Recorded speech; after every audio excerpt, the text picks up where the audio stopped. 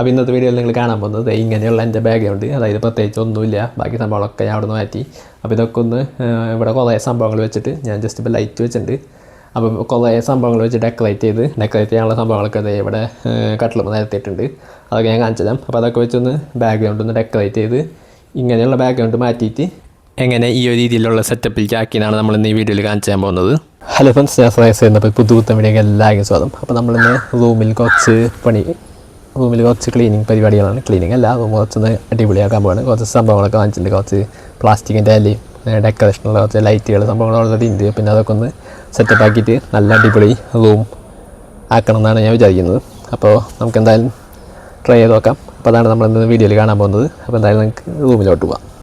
ഇതാണ് നമ്മുടെ ഡെക്കറേഷന് വേണ്ടിയുള്ള ഐറ്റംസ്. ഇതാണ് ഞാൻ ഇപ്പോൾ ലേറ്റസ്റ്റ് വാങ്ങിച്ച സംഭവമാണ്. അത് ഞാൻ കുറേ വീഡിയോസിൽ കണ്ട് ബാക്ക്ഗ്രൗണ്ടിൽ കുറേ ഇലയൊക്കെ വയ്ക്കുമ്പോൾ ഒരു പ്രത്യേക ഒരു ഭംഗിൻ്റെ കാണാൻ. അപ്പോൾ ഞാൻ 2 ഇല വാങ്ങിച്ച് ഫ്ലിപ്കാർട്ടിൽ നിന്ന് വാങ്ങിച്ചതാണ്. ഇത് ഇപ്പം തന്നെ വന്നുള്ളൂ.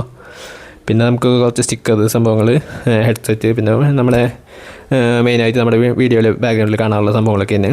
പിന്നെ നമ്മുടെ ഫ്രെയിം 2 അപ്പോൾ ഇതൊക്കെ വെച്ചതിന് ശേഷം ഒന്ന് ഡെക്കറേറ്റ് ചെയ്ത് റൂം ഒന്ന് അടിപൊളിയാക്കാൻ പോവാണ്. അപ്പോൾ എന്തായാലും നമുക്ക് ചെയ്ത് നോക്കാം. അപ്പോൾ അതിന് നമുക്ക് നമ്മുടെ ഫ്രെയിം നോക്കാം. ഫ്രെയിമിൽ നമ്മൾ ഓൾറെഡി അവിടെ വെച്ചിരുന്നതാണ്. അത് ജസ്റ്റ് ഇപ്പം ഒന്ന് കാണിക്കാൻ വേണ്ടി എടുത്താണ്. അപ്പോൾ ബാക്ക്ഗ്രൗണ്ടിൽ നമ്മൾ ഈ ഒരു സംഭവം വെച്ചിട്ടുണ്ട്. അതിനുശേഷം ഇതെടുത്തിട്ട് ഇവിടെ വെച്ചാൽ മതി. അത്രയുള്ളൂ, സെറ്റായി. പിന്നെ അപ്പുറത്തെ ഒരു ഫ്രെയിം ഉണ്ട്. അപ്പൊ അത് ഇതാണ്. അപ്പൊ ഇതും കൂടി കൊണ്ട് ഇവിടെ വെക്കാം. നെക്സ്റ്റ് സാധനങ്ങളെ പ്രത്യേകത എന്താ വെച്ചാൽ നമുക്ക് നമ്മുടെ ചുമല് കേടാവില്ല, ആണി അടിക്കണ്ട. നമ്മളൊക്കെ ഇത് 100 ഉപയോഗിച്ചായിട്ടുള്ളൂ.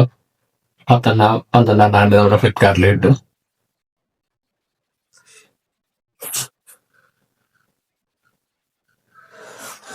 അപ്പൊ ഓക്കെ, അപ്പൊ മെയിനായിട്ട് ഇതാണ് എനിക്ക് അറേഞ്ച് ചെയ്യാനുള്ളത്. ഇത് എവിടെ വെക്കുന്ന എനിക്ക് വലിയ ഐഡിയ ഒന്നും ഇല്ല. അപ്പൊ ഞാൻ ജസ്റ്റ് ഇവിടെ എവിടെയെങ്കിലും ഇങ്ങനെ തൂക്കിടാന്ന് വിചാരിക്കുന്നു. അല്ലെങ്കിൽ ആ ഒരു മുകളിലൊരു ഹോൾഡ് മറ്റേതുണ്ട്, സംഭവം ഉണ്ടാകും, അതുമ്മ തൂക്കിടാം. അപ്പൊ അതുമ്മലായാലും കുറച്ച് ഭംഗിയായിരിക്കും. അപ്പൊ അതും കൂടി സെറ്റ് ചെയ്തിട്ട് ഞാൻ എല്ലാം സെറ്റ് ചെയ്യുന്ന ഒരു ടൈം ലാപ്സ് കാണിക്കുക. അല്ലെങ്കിൽ നിങ്ങൾക്ക് ടൈം ലാപ്സ് അല്ലെങ്കിൽ നിങ്ങൾക്ക് ബോറടിക്കും അതെല്ലാം എടുത്തേക്കുന്നത് കാണുമ്പോൾ. അപ്പൊ ഞാൻ ജസ്റ്റ് ഒരു ടൈം ലാപ്സ് സെറ്റ് ചെയ്ത് കാണിച്ചത്.